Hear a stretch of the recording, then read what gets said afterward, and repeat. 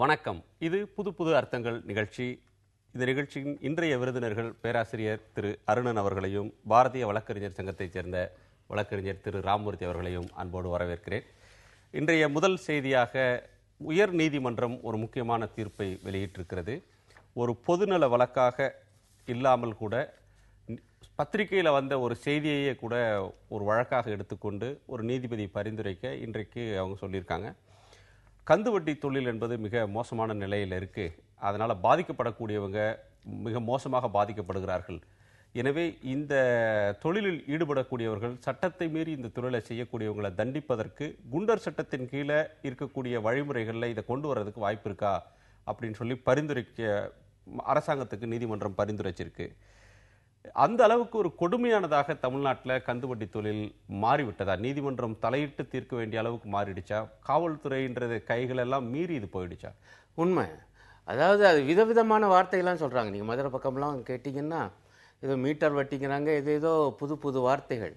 ஆனால் அடிப்படையில் ஒரு கொடூரமான வட்டி அடிப்படையில் கடன் வழங்கப்படுது.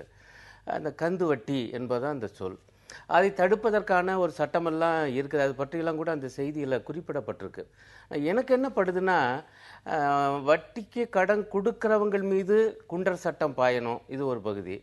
இன்னொரு வினோதமான விஷயம் கூட நீதிமன்றம் என்ன சொல்லியிருக்குன்னா, கந்து வட்டியின் கொடுமை பற்றி மக்கள் மத்தியிலே விழிப்புணர்வை உருவாக்கணும், அதுக்காக விளம்பரம்லாம் கொடுக்கணும், சினிமா கூட எடுத்தால் நல்லது என்றெல்லாம் சொல்கிறாங்க. உண்மை என்னன்னா, கந்து வட்டியின் கொடுமை பற்றி கடன் வாங்குகிறவர்களுக்கு மிக நன்றாகவே தெரியும். அவங்க எப்படியெல்லாம் பக்கத்து வீட்டுக்காரங்களை மிரட்டுறாங்க என்பதெல்லாம் பார்த்த பிறகு இந்த வீட்டுக்காரர் போய் அவர்கிட்டயே கந்து வட்டி கடன் வாங்கிட்டு வருவார். விஷயம் என்னன்னா, ஏன் வாங்குகிறார்கள்? இவ்வளவு கொடூரமான வட்டி இருக்கு. அதற்கு பிறகு அந்த கடன் கொடுத்தவர் எடுத்துக்கிற மிக மோசமான நடவடிக்கைகள், கேவலமான பேச்சு, மிரட்டல், இவ்வளவையும் பார்த்த பிறகும் அவரிடம் போய் கடனுக்காக இவர் ஏன் நிற்கிறார்? இதுதான் முக்கியமான பிரச்சனை. சிக்கல் என்னன்னா, உடனடியாக எளிய முறையில் நினைத்தவுடன் கடன் வாங்குகிற வசதி நம்முடைய வங்கிகளில் இன்று இல்லை. இதுதான் பிரச்சனை. அதனால தான் கந்து வட்டிக்காரங்கிட்ட போறாங்க. சிறு கடன் மட்டுமல்ல, குறு கடன் கொடுப்பதற்கு கூட வங்கிகள் தயாராக வேண்டும். அதற்கான அந்த நிபந்தனைகளை எளிமைப்படுத்த வேண்டும். ஏழைகளும் சென்று கடன் வாங்கக்கூடிய அளவுக்கு அந்த வங்கியுடைய செயல்பாட்டு முறைமையே மாற்ற வேண்டும்.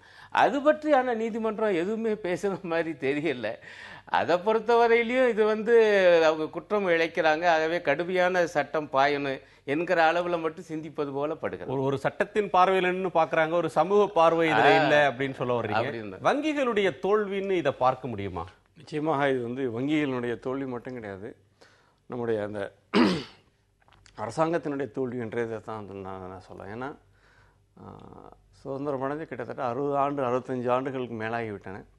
ஆனால் இவர் அருணன் சொல்கின்ற மாதிரி என்னென்னா, சாமானிய மக்களுக்கு இன்றைக்கு ஒரு சின்ன காய்கறி வியாபாரம் 1000 ரூபாய் முதல் போட்டு சாயந்தரத்துக்குள்ளே அந்த 1000 ரூபாய்க்கு 100 ரூபாய் சேர்த்து 1100 இல்லை 1200 அந்த மாதிரி கொடுக்கணும் அப்படிங்கிற மாதிரியான ஒரு விஷயம் இருக்குது. அதற்கான அந்த மைக்ரோ ஃபைனான்சிங் இருக்குது இல்லைங்களா? அந்த மைக்ரோ ஃபைனான்சிங் நம்ம ஊரில் இல்லவே இல்லை. அது ஒரு உலகத்தில் என்னென்னா, விவசாயிகளுக்கான பிரைமரி அக்ரிகல்ச்சர் கோஆப்ரேட்டிவ் சொசைட்டிஸ் இருக்குதே தவிர்த்து ஸோ இந்த மாதிரியான சமுதாயத்தினுடைய பிற பகுதிகளில் பாதிக்கப்பட்டவர்களுக்கு என்னென்னா, இந்த மைக்ரோ ஃபைனான்ஸுங்கிற விஷயம் சுத்தமாகவே இல்லை. அதுதான் அப்படி தான் நம்ம இதை பார்க்கணும். அப்புறம் ஐயா சொன்னாங்க, நீதிமன்றத்தில் அது சட்டத்தின் வழியாக மட்டும்தான் பார்க்க முடியும். அது ஒரு சமூக அவலம், தீண்டாமையை விட கொடுமையான விஷயம். நிச்சயமாக யாருமே நீதிமன்றத்திற்கு போகலை. இது என்னென்னா, உயர்நீதி நாளிதழில் ஒரு செய்தியை வைத்து ஒரு நீதிபதி தலைமை நீதிபதிக்கு அளித்த கடிதம் அதுவே ஒரு பொதுநல வழக்காக ஏற்கப்பட்டு அதில் இவ்வளோ விஷயம் நடந்திருக்கிறது. ஸோ அமிகஸ் கியூரே நீதிமன்றத்தின் நண்பராக ஒரு மூத்த வழக்கறிஞர் நியமனம் செய்யப்பட்டு, ஸோ அதுலேருந்து போலீஸார்ட்டமிருந்து தொடர்ந்து நம்ம அறிக்கை வாங்கிட்டு இருக்கிறாங்க. நிச்சயமாக நீதிமன்றம் அறிக்கை கேட்கும்போது கொடுக்குறாங்க. அதில் மிக முக்கியமான விஷயம், இதுவரை இந்த பிரிவின் கீழ் எத்தனை புகார்கள் வந்துள்ளன, எத்தனை புகார்கள் மீது எத்தனை வழக்குகள் தாக்கல் செய்துள்ளீர்கள் அப்படிங்கிற விஷயந்தான் இப்போ கேட்குறாங்க. ஐயா சொன்னாங்க, இந்த ரன் வட்டி, மீட்டர் வட்டி, இந்த மாதிரி நிறையா விதவிதமான விதத்தில் இருக்கின்ற இந்த விஷயங்கள்லாம் என்னென்னா, தீண்டாமையை விட கொடியது.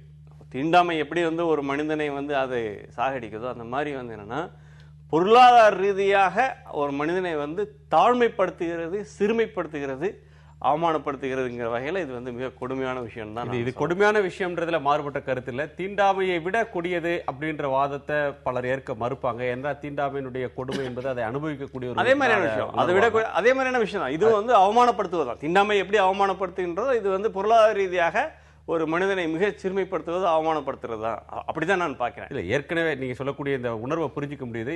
ஏற்கனவே இந்த சட்டம் இருந்தும் கூட கந்து வட்டி வந்து சட்ட ரீதியாக தடை செய்யப்பட்ட ஒன்றாக இருந்தாலும் கூட அதன் மீது வந்த புகார்கள் என்ன, காவல்துறை இதன் மீது ஏற்கனவே என்ன நடவடிக்கை எடுத்தது அப்படின்றத பார்க்கும்போது ஒரு குண்டர் தடுப்பு சட்டத்தின் கீழே ஒருத்தரை கைது செய்வதன் மூலமாக இந்த முறைகளுக்கு ஒரு முற்றுப்புள்ளி வைக்க முடியுமா அப்படின்ற கேள்வி எழுகிறது. நம்ம